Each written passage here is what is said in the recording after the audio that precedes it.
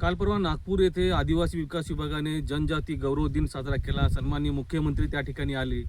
राज्यातील अनेक भागातून आदिवासी समाजाचे प्रत्येक प्रकल्प कार्यालयाला टार्गेट देऊन त्या ठिकाणी 500 700 लोक त्या ठिकाणी आणण्यात आले। हे कोणता गौरव या ठिकाणी आदिवासी विकास विभाग करत आहे? जनजाती गौरव हा आहे।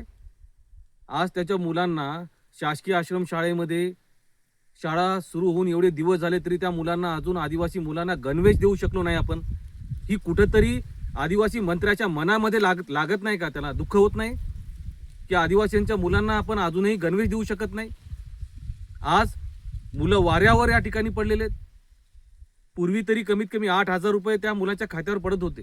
आज तुम्ही त्याचे 4,000 तुम्ही करताय। आता काल परवा कुठेतरी काहीतरी स्टेशनरीचं वाटप या ठिकाणी होत आहे, पण त्याच्यासाठी असणाऱ्या साहित्यांसाठी जे पैसे आतापर्यंत यायला पाहिजे होते ते अजूनही त्याच्या खात्यावर पडले नाहीत।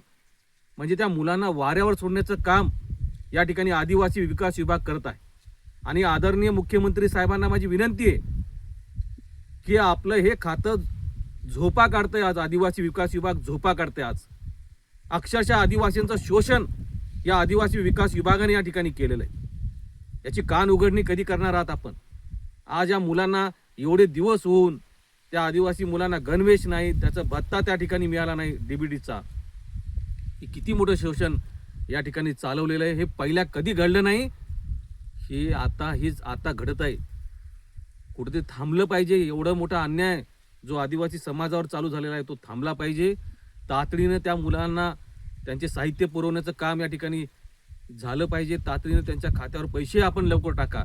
ते पालक हवालदिल झालेले आहेत, कष्टकरी सगळे पालक। पहिल्यांदा घडलंय, खूप भयानक परिस्थिती तुम्ही निर्माण केलेली आहे।